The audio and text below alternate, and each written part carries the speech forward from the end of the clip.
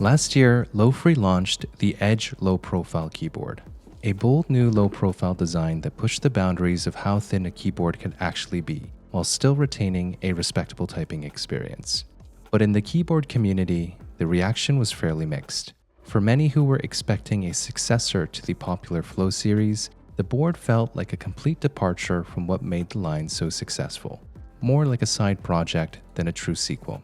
This time around, LOFREE seems to be listening. We now have the official Flow successor, and it takes a more grounded approach, one that stays true to the clean design language of the original series while still introducing meaningful upgrades across the board.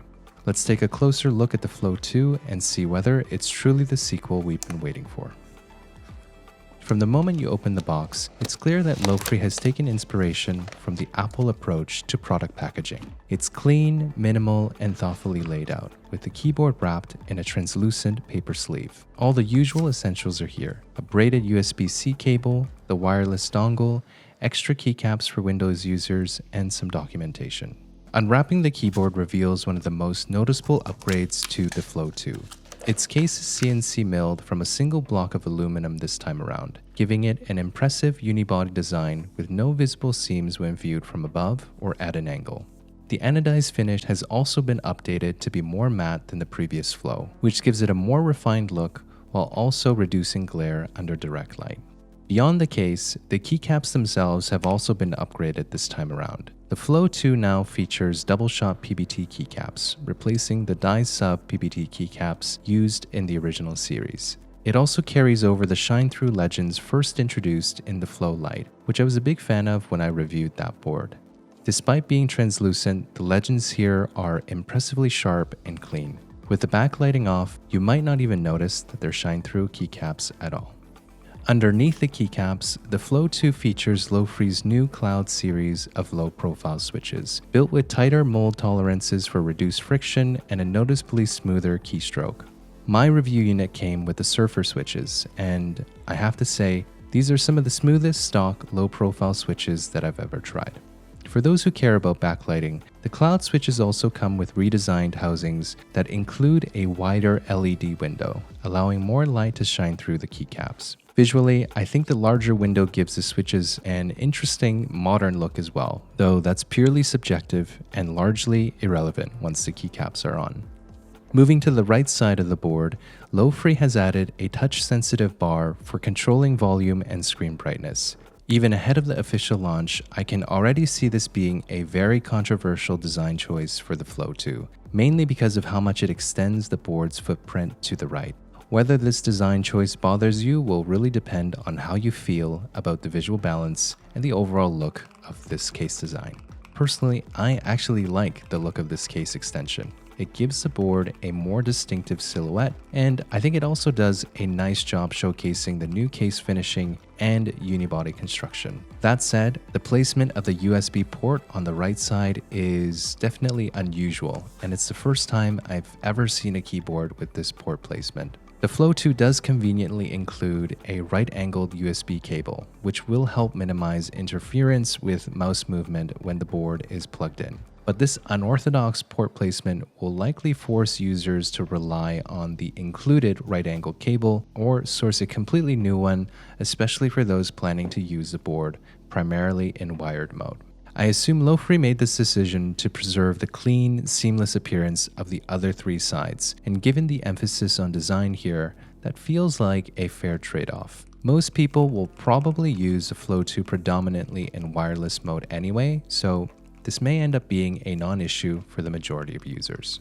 Having said that, the touch bar itself turned out to be much more intuitive to use than I expected. Compared to a traditional volume knob, which I find is often awkwardly positioned and requires at least 2 fingers to operate, the swipe gestures of this touch bar felt natural to use with just 1 finger, and was also easy to use while keeping a more natural position for your right hand.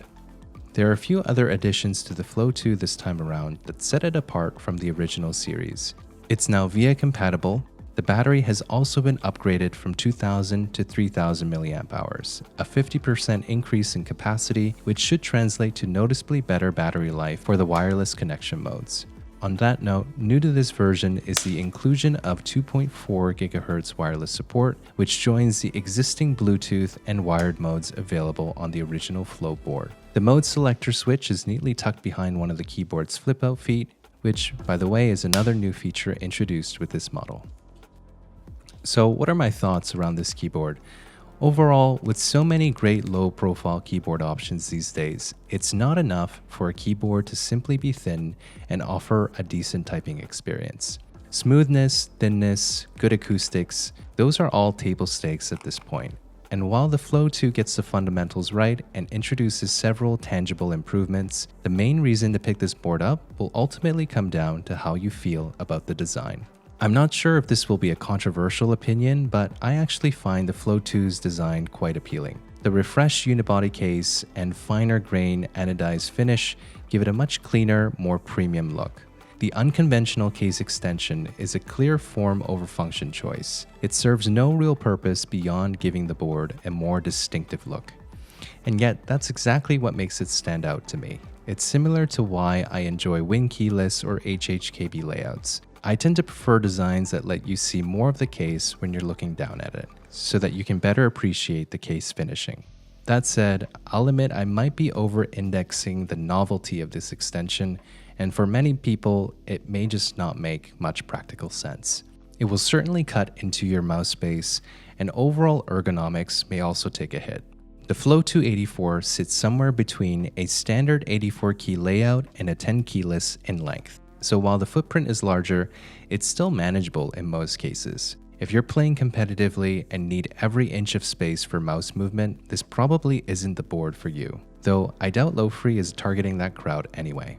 So again, whether this keyboard is right for you really comes down to whether the design speaks to you.